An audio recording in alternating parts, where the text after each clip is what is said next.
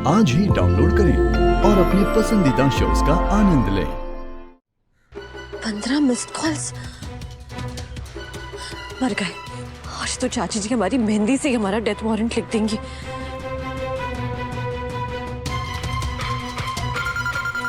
मनोरमा जी, हमारी बड़ी बहू कहीं दिख नहीं रही है, कहाँ है वो? हाँ पंडिताएं, कहाँ है हमारी बड़ी बहू? सख्तुड़ी ने? हाँ ऑब्वियसली। वो क्या है, उसके सर में थोड़ा दर्द हो गया था ना, तो उसको मैंने घर भेज दिया। बोला बम बम लगा के तू आराम कर। वैसे प्रोग्राम तो बस ऑलमोस्ट फिनिश होने को आया है। तो अचानक सर में दर्द?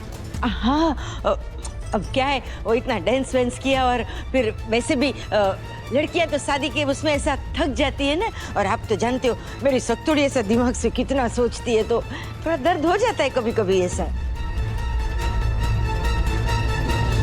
नहीं, वो बात आपकी सही है, लड़कियां थक जाती हैं, पर मनोरमा तुमने उसे अकेले भेज दिया।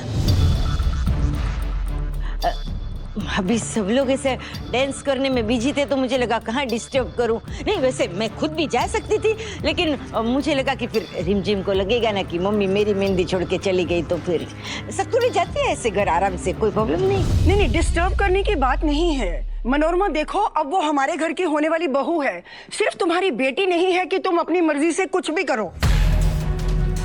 मेहंदी वाले दिन तूने उसे बाहर कैसे जाने दिया अकेले? तुम जानती हो ना ये कितना बड़ा अपशगुन है।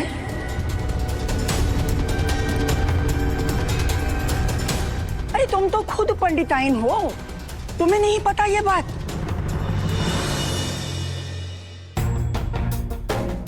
ये शक्ति तो अपने घर गई है, मैं खामखा इतना परेशान हो रही थी।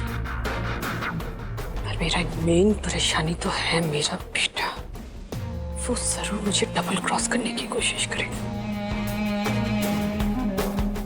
अब माँ, क्या है ना कि ये शगुन अपशगुन आजकल के बच्चों के लिए ना मतलब सुपरस्टिशन है, वो नहीं मानते ये सब चीजें। क्या पता शक्ति तो डॉक्टर बनने वाली है और उसके लिए भी ये सब चीजें वहम हो। नहीं छोटी, हमारी शक्ति ऐसी नहीं है। पंडिताइन, तुम देख रही हो ना, शुरू से लेके अब तक इस रिश्ते में कितनी अड़चनें आई हैं। हम नहीं चाहते कि इसमें कोई और अड़चन आए, इसलिए जरा जरा सी बात पर हमारा दिल बैठ जाता है और शादी तक हम पानी भी फूंक फूंक के पिएंगे। माँ, आप चिंता मत कीजिए, सब कुछ ठीक ठीक हो जाएगा। अब एक काम करे, काफी देर हो चुकी है, लोगों को खाना खिला दे। हाँ, सुनिए, बाहर खाना लग गया है, सब लोग खाना खाने जाइए प्लीज। खा लीजिए। हाँ।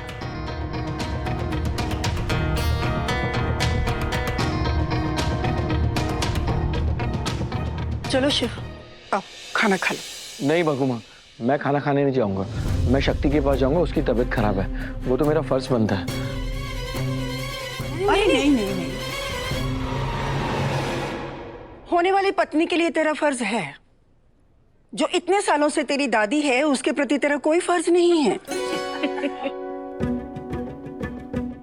शादी के बाद तो बेटी पराई होती है, यहाँ तो हमारा बेटा पराया हो गया है, वो भी शादी से पहले। अरे कोई पराया नहीं हुआ। हाँ अम्मा, हम तो कहते हैं कि ये शादी मेहंदी सब छोड़ दीजिए, जल्द से जल्द इनकी फेरे करवा दीजिए बस। आप लोगों को जितना मजाक उड़ाना है ना, आप उड़ा लो। मैं फिर भी जाऊंगा शक्ति के पास। बेटा, हम एक भी काम अपशगुन वाला नहीं होने देना चाहते, और तू दूसरा भी करने जा रहा है। मेहंदी के बाद लड़की अकेली बाहर नहीं जाती, पर फिर भी इन्होंने शक्ति को भेज दिया। अब तू उससे मिलने जा रहा है। नहीं बेटा, ऐसे नहीं चलेगा। कोई भी काम अपशगुन वाला हम नहीं करना चाहते। चल तू हमारे साथ, हम खाना खाने चलते। अरे नहीं बगू माँ, पर शक्ति तो मेरी दोस्त है, अपने दोस्त के पास तो जा ही सकता हूँ ना। अब शक्ति तेरी दोस्त नहीं है, तेरी होने वाली पत्नी है बेटा। अच्छा ठीक है, तो मैं नहीं जाता, पर मैं कम से कम उससे फोन तो कर सकता हूँ ना? नहीं अरे नहीं, मेरा मतलब है कि वो थक गई है ना, तो मतलब ऐसे अरेस्ट कर रही होगी ना, तो डिस्टर्ब हो जाएगा उसको। मैंने बोला था। रेस्ट नहीं, रेस्ट। हाँ वही कर रही होगी। शेफ अच्छा चल कोई बात नहीं। हंस लो, सब हंस लो। है 1-2 दिन की चांदनी, फिर अंधेरी रात आने वाली है।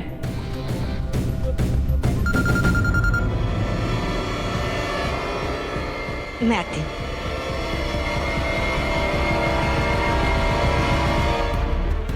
सत्तूरी नालायक, ये अपने मेहंदी वाले दिन भी चाची के हाथ पिटेगी क्या? चाची जी वो हमें कुछ जरूरी काम आ गया था। यार सॉरी वाड़ी, खबर नो तो कह दूं, किसी भी लड़की के लिए ना अपनी मेहंदी के दिन मेहंदी से इम्पोर्टेंट और कुछ नहीं हो सकता, समझी ना? अब सॉरी सॉरी चाची जी। चाची गई फाड़ में। तू जिधर भी है ना, उधर से फटाफट वंदे भारत ट्रेन की स्पीड में ना सीधी घर पहुंच, समझी? यहाँ सब इतना सुप चल रहा है, देख कुछ भी गड़बड़ करके फाचड़ मत मारना, समझी? इन शॉर्ट तू गोली की स्पीड से घर पहुंच, बात फिनिश। ठीक है।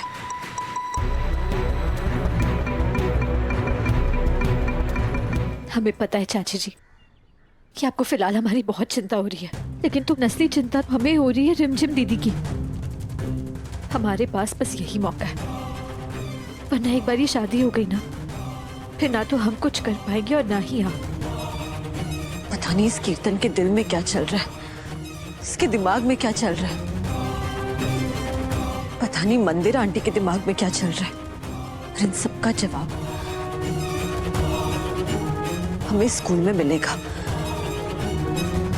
अरे अरे मैडम, कितनी बार मना करना पड़ेगा आपको? भैया आपने उन्हें भी तो जाने दिया, हमें भी जाने दीजिए प्लीज। अरे तो क्या एक बाप को अपने बेटे से मिलने के लिए रोक दूं?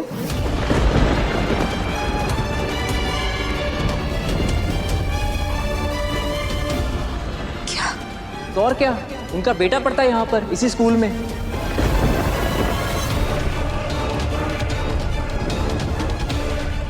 कीर्तन का बेटा?